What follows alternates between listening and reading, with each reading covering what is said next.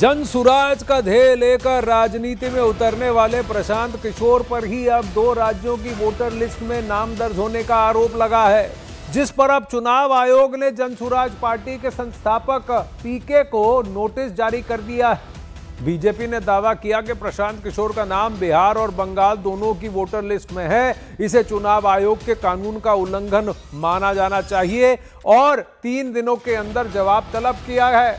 पीके पर पश्चिम बंगाल के भवानीपुर और बिहार के करहगर में नाम होने का आरोप है।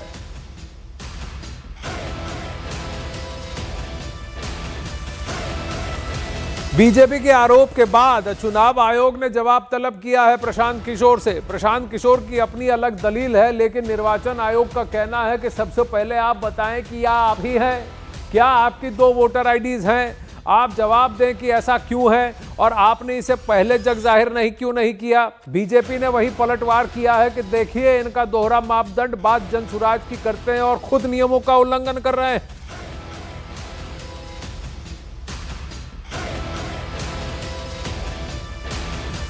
अमित पांडे इस वक्त हमारे साथ लाइव जुड़ रहे हैं। अमित, पीके का कहना है देखिए मैंने तो चुनाव आयोग यानी निर्वाचन आयोग को कहा था मेरा ये एंट्री हटा दीजिए, लेकिन उनकी तरफ से कोई कार्रवाई नहीं हुई। ये दलील क्या सही है? चुनाव आयोग या निर्वाचन आयोग क्या कह रहा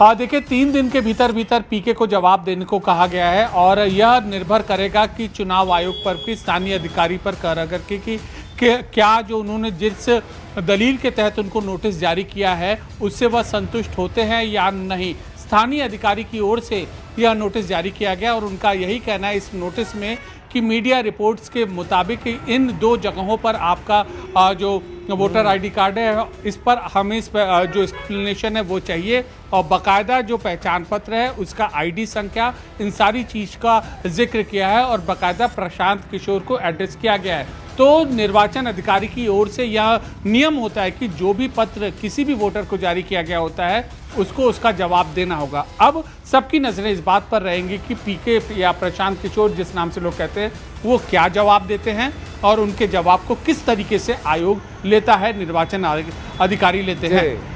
देखिए धन्यवाद अमित, लेकिन पीके का अगर ये कहना है कि उन्होंने निर्वाचन आयोग को इस पर आगाह कर दिया था तो ये तो ऑनलाइन प्रोसेस है कि आप अपनी वोटर आईडी कैंसिलेशन के लिए बोलें और नई वोटर आईडी की पहचान या उसके बारे में रजिस्ट्री करें। अब क्या जवाब देते हैं पीके देखने वाली बात है। वहीं दोहरी वोटर आईडी को लेकर चिराग पासवान ने भी प्रशांत किशोर पर हमला बोला है। आपके खुद के जब 2 आईडी हैं और आप दूसरों के ऊपर आप सवाल उठाते हैं, दूसरों की आप सो कॉल्ड पोल खोल करने का आप काम करते हैं, जबकि आपका खुद इस तरीके का आपके ड्यूअल वोटरशिप का मामला आपका सामने आ रहा है। 2 जगह आपने अपने वोटर आईडीज आपने बना रखे हैं जो कि कतई उचित नहीं है और आप तो उन लोगों में से हैं जो जानकार हैं।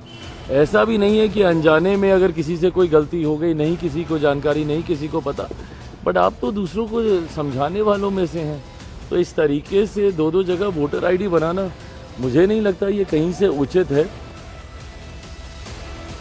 अब वहीं पीके को चुनाव आयोग का नोटिस क्या है, ये पूरा विवाद बिहार और बंगाल की वोटर लिस्ट के में नाम होने का आरोप पीके पर लगा है। पश्चिम बंगाल के भवानीपुर और बिहार के करहगर में उन प्रशांत किशोर का नाम है और चुनाव आयोग ने नोटिस जारी किया है। चुनाव आयोग ने 3 दिन के अंदर जवाब तलब किया है। अब इससे पहले बीजेपी नेता अमित मालवीय ने भी एक्स पर पोस्ट कर पीके पर हमला बोला था। जनसुराज के संस्थापक प्रशांत किशोर का नाम मतदाता सूची में पश्चिम बंगाल और बिहार दोनों जगहों पर दर्ज है, ऐसा अमित मालवीय ने पोस्ट किया। आगे ये लिखा कि सामान्य तौर पर अगर उनकी पार्टी का बिहार में कोई वास्तविक प्रभाव होता तो ये बड़ा विवाद बन जाता, लेकिन ऐसा नहीं है क्योंकि जनसुराज की कोई खास अहमियत ही नहीं है। इससे भी ज्यादा ध्यान देने वाली बात यह है कि राहुल गांधी के सभी सहयोगी वोट चोरी में शामिल हैं। पाखंड की हद है।